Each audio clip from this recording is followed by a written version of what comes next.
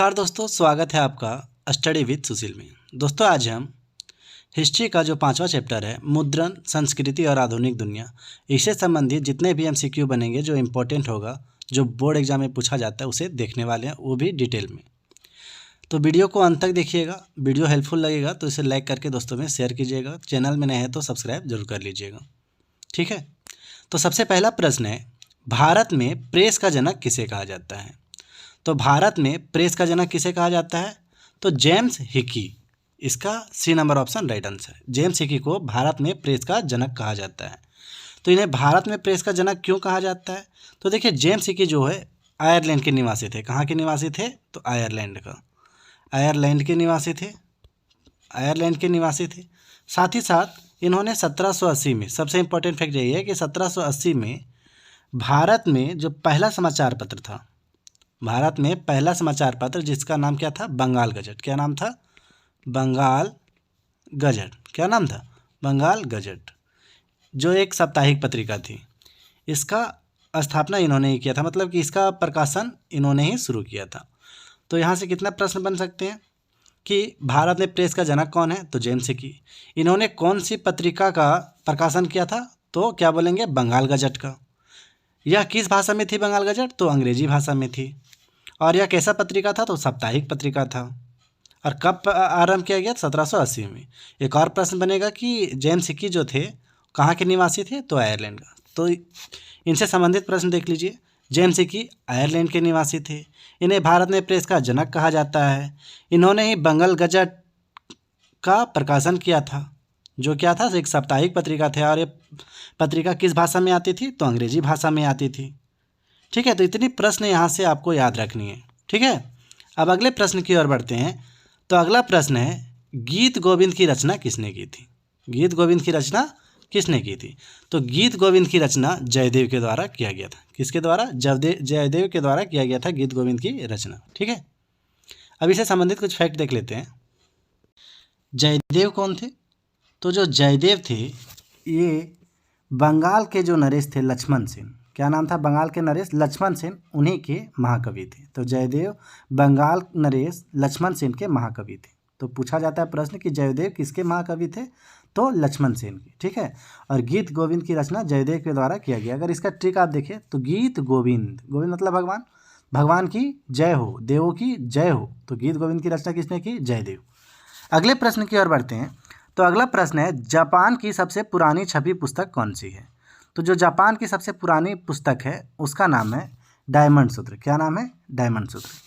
अब कुछ डिटेल देख लेते हैं। इस पुस्तक को, जो डायमंड सूत्र है, इसे 868 ईस्वी में छापा गया था। कब? 868 ईस्वी में छापी गई थी इस पुस्तक को, ठीक है, जो जापान में प्रकाशित हुआ था। और इसमें सबसे इम्पोर्टेंट फैक्ट ये है कि इसमें 40,000 से भी ज़्यादा वर्णों का यूज किया गया। कितना? 40,000 से भी ज़्यादा वर्णों का यूज किया गया है, ठीक है।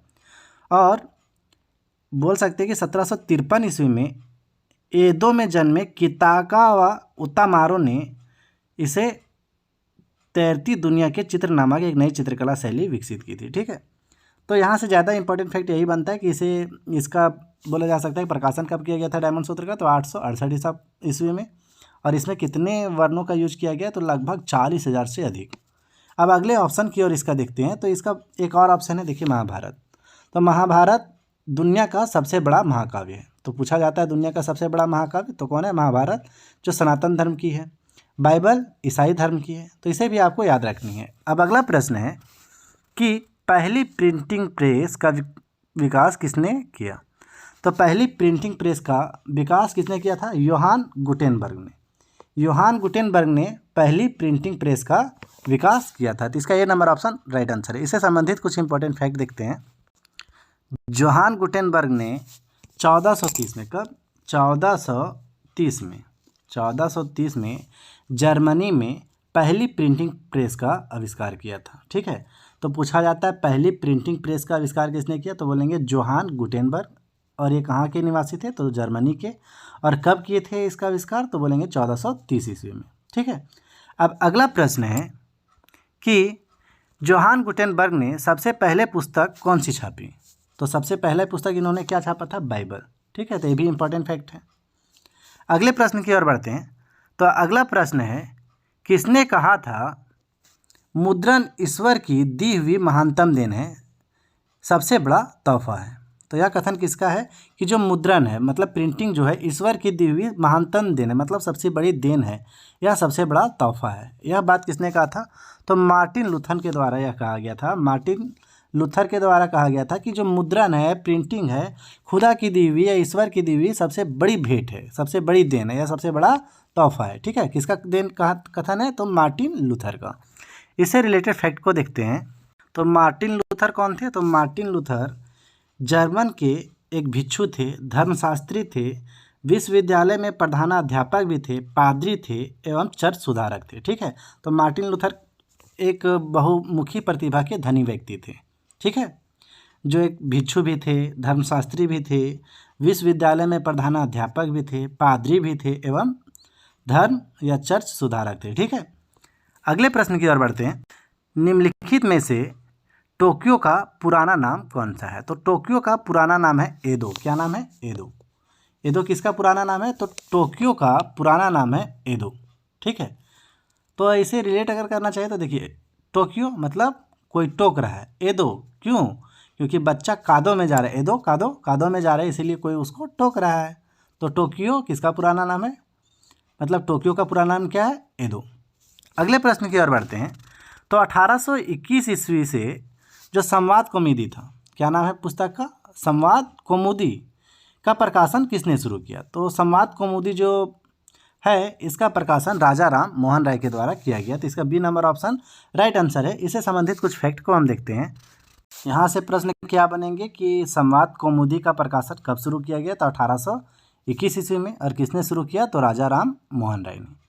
राजा राम मोहन राय से बहुत प्रश्न पूछे जाते हैं। सबसे पहला प्रश्न पूछा जाता है कि आधुनिक पुनर्जागरण का पिता किसे कहा जाता है? क्या क्वेश्चन है कि आधुनिक पुनर्जागरण का पिता किसे कहा जाता है? तो राजा राम मोहन राय को आधुनिक पुनर्जागरण का पिता कहा जाता है।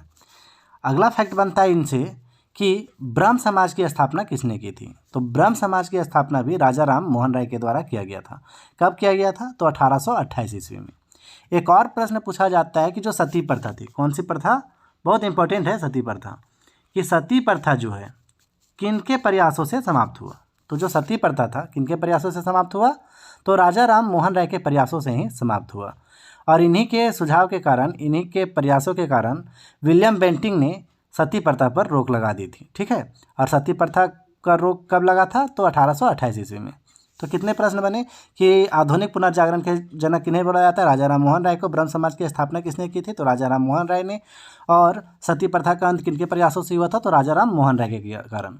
और संवाद कौमुदी जो है इसका प्रकाशन भी किन्होंने शुरू किया था? तो राजा राम मोहन राय ने 1821 ईस्वी में। इतने फैक्ट आपको याद रखनी है।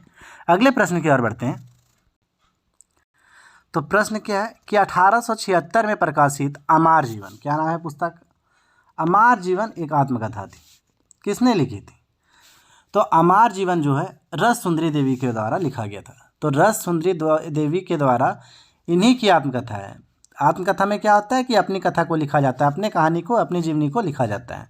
तो रस सुंदरी के द्वारा आत्मकथा लिखी गई थी जिसका नाम क्या था? अमार जीवन।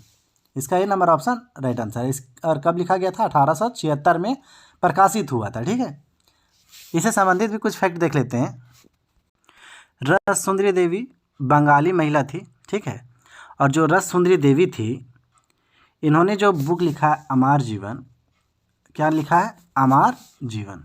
तो इसका अर्थ क्या होता है? माय लाइफ, मेरा जीवन। अमार जीवन मतलब माय लाइफ। ठीक है, अगला प्रश्न है कि वर्नाक्यूलर प्रेस एक्ट कब लागू हुआ? तो जो वर्नाक्यूलर प्रेस एक्ट है वो 1878 में लागू हुआ। कब लागू हुआ?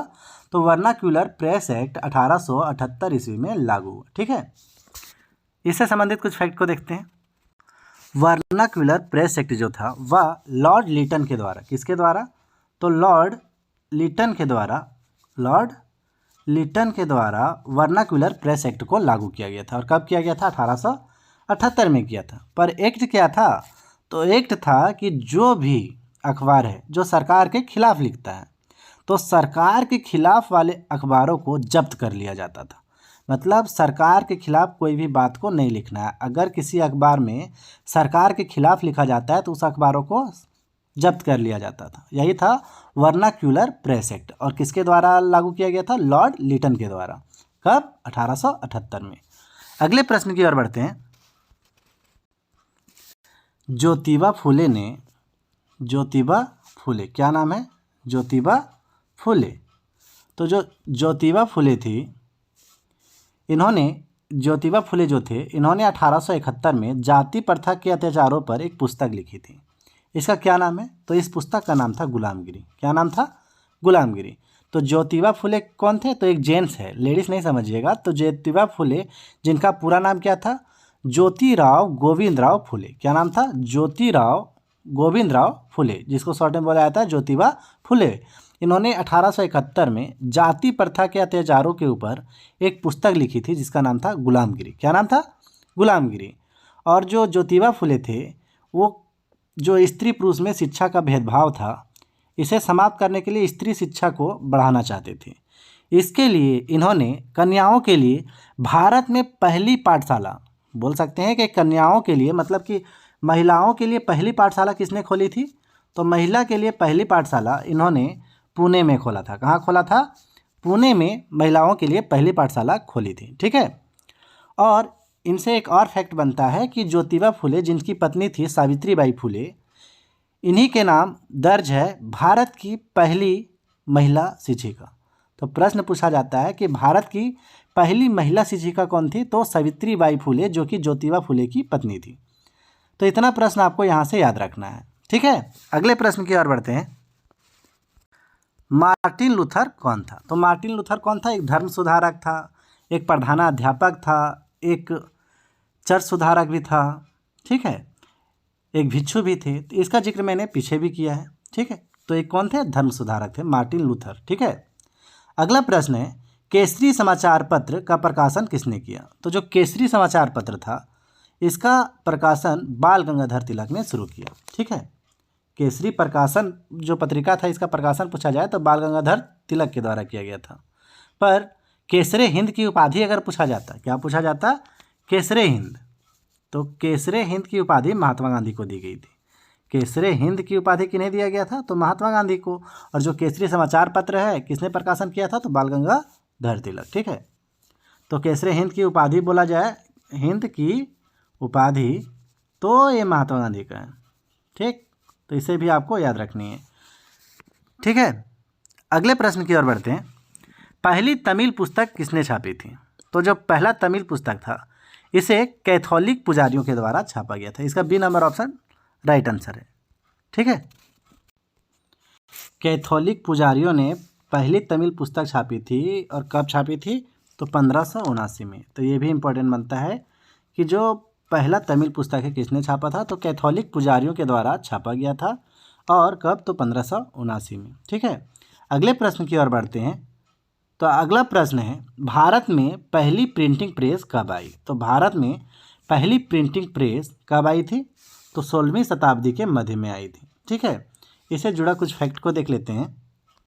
भारत की जो पहली प्रिंटिंग प्रेस थी, इसको स्थापित कब किया गया था? 1556 में। कब? 1556। तो 16वीं सदी के मध्य बोल सकते हैं इसको। ठीक है। 1556 में पहली प्रिंटिंग प्रेस की स्थापना की गई थी। और कहाँ की गई थी? तो गोवा में। कहाँ? गोवा में। और गोवा में भी एक जगह है जिसका क्या नाम था?